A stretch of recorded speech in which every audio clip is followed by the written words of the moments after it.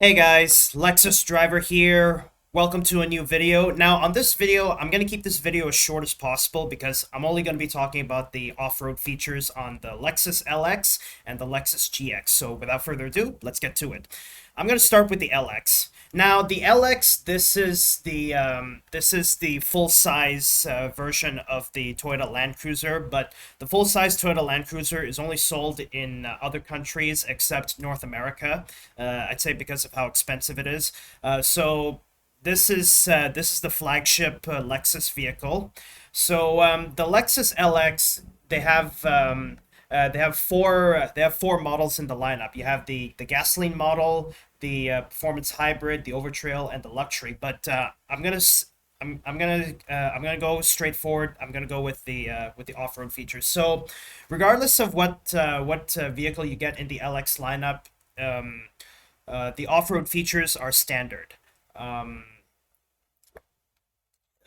you get multi-terrain select, crawl control, and also turn assist. And I'm glad that the LX still offers turn assist because in one of my videos when I talked about turn assist is actually the best feature you could get for off-roading a vehicle like this because what I learned about turn assist is this is very helpful for you when you're going to be going through tight turns. So basically, how it works is when you turn the wheel in the desired direction you want to go to, like turn left or turn right, the inner rear wheel actually brakes. So it actually holds the brakes in whatever rear wheel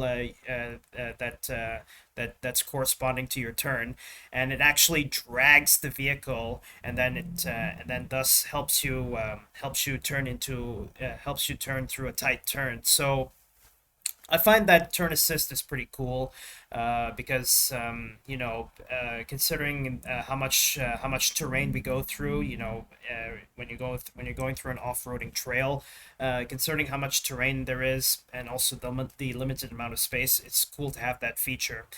Um, you you turn the wheel. I'm gonna do a little comparison here. If you turn the wheel without turn assist, you're gonna have a big turning angle. Whereas with turn assist, your turning angle is reduced. So that right there, you have a lot of room for getting into tight spaces, etc., etc. But this feature will only work if you have crawl control turned on.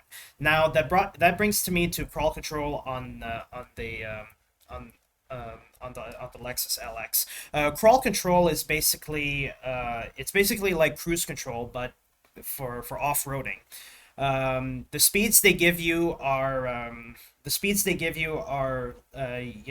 low speed and high speed. The low speed for crawl control is when you're going downhill through rocky terrain, and you're going through like rocks, boulders, etc., and you don't want to go too ridiculously fast. So low speed for crawl control is used um, if you're going downhill. High speed is used if you're going uphill, which is something that's pretty cool. Like you're going uphill and you need to get up as fast as possible. So the high speeds for crawl control is when you're going uphill. And then also what I learned about the LX and also the GX, if you shift your transfer case to four-wheel drive high range, well, four-wheel drive high range is the default. If you're in four-wheel drive high range, there's what I learned about this button that you find. You have downhill assist control slash crawl control. So what I learned about that is if you're in four-wheel drive high, if you press that button, that's just going to give you downhill assist control. But on the flip side, if you shift the transmission, if no, no, no, what am I saying? If you shift the transfer case to four-wheel drive low range, You press that button, that's crawl control. So I find that's pretty cool. Like I've just learned something new because when I first saw that, it was pretty weird. Like a downhill assist control and a crawl control in the same button. But it turns out what feature you choose, it actually depends on um, it actually depends on the it actually depends on the position of the transfer case. So four-wheel drive high, only downhill assist control. Four-wheel drive low, crawl control. But anyways, now afterwards of crawl control, there's also what's called multi-terrain select control. What I love about multi-terrain select is this is similar to Land Rover's terrain response. For Jeep, I forgot what theirs is called. It's This is very helpful for you if you're going through different terrains, and also what terrain you go through. It purely depends on what I learned is it purely depends on the position of the transfer case. So if the transfer case is four-wheel drive high, typically, you would go through light terrain. You would use that if you're going through light terrain, like for example, I think maybe sand, snow, and whatnot. But when you shift to four-wheel drive low range, you get more features like going through rocks, going through loose rocks, etc., etc. Like any of the rough terrain. So that's the cool thing of multi-terrain select. It totally depends on which position of the drive mode of the transfer case it is in. Four-wheel drive high or four-wheel drive low. And the all two models actually all two models come standard with four cameras. Typically, they're called multi-terrain monitor. Now, multi-terrain monitor, the screen actually changes depending on what transfer case you're in. Four-wheel drive high or four-wheel drive low. If you're in four-wheel drive low, you get really cool. You get uh, more amenities on the screen. Apart from the camera views, you have like uh,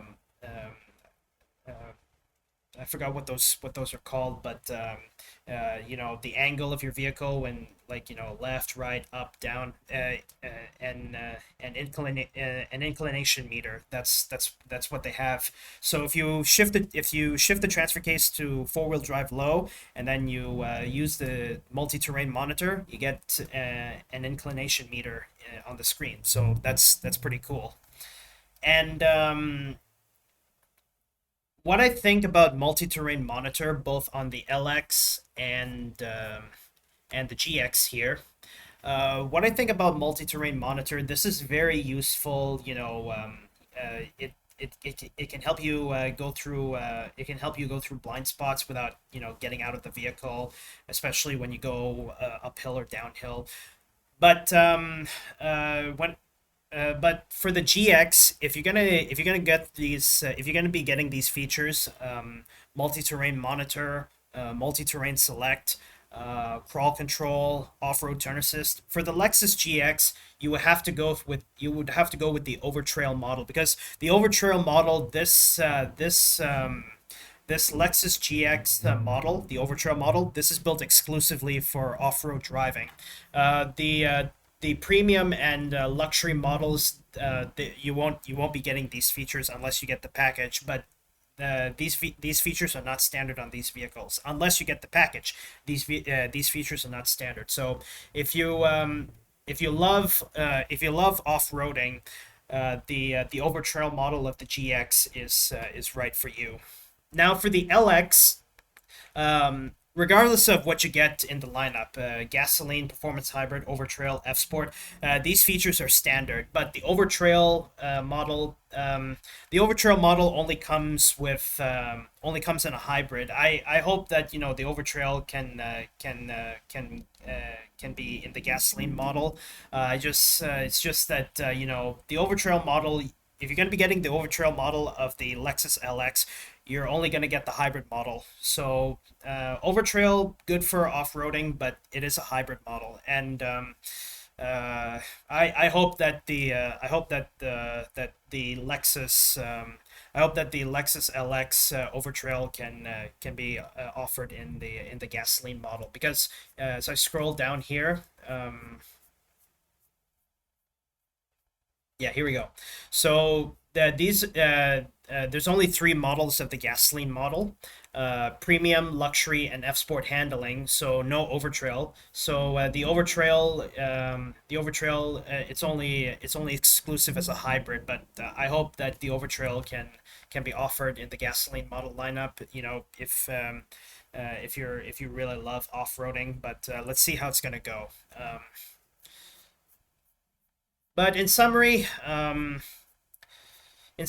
like, in regards to a lot of these off-roading features, I feel like, the Lexus LX and the Lexus GX, if you go with the Overtrail, I feel like both the Lexus LX and the Lexus GX, these are very gnarly off-road Amazons in the Lexus lineup. So Lexus LX, a full-size Toyota Land Cruiser. The Lexus GX is the Land Cruiser Prado, but typically the Land Cruiser Prado is sold as a Land Cruiser in North America. Typically, it's to it's to make the Land Cruiser, like, to compete with the Land Rover Defender and the Jeep Wrangler. But I understand, what Lexus North America is going through when they went with the Land Cruiser Prado model to be marketed as the Land Cruiser. But I understand that. But for the full size Land Cruiser, I might say something just for a bit for this one, but that's going to be another topic for another video. The Land Cruiser that's sold here, the full-size Land Cruiser, I understand, like, it's meant to be a full-size Land Cruiser, to be full of goodies and whatnot, but at the same time, I just wish that the Land Cruiser could have been, like, a top competitor for the Jeep Wrangler and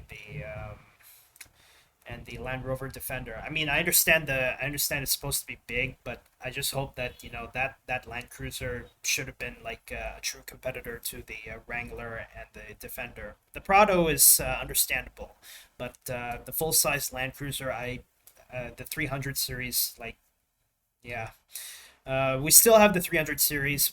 But we still have the 300 series sold here in the Philippines, but it's not in the North American market. They use the Prado model. But that's all I can say about that one. That's gonna be that's gonna be a discussion for another video. But anyway, guys, that's all I have this video. Thank you guys so much for watching. If you're new to my channel, don't forget to subscribe, and be sure you hit that notification bell so you can stay updated on new content I have on my YouTube channel. But anyway, guys, that's all I have this video. Thank you guys so much for watching, and I'll see you guys in the next video. Bye-bye, and have a good day, everybody.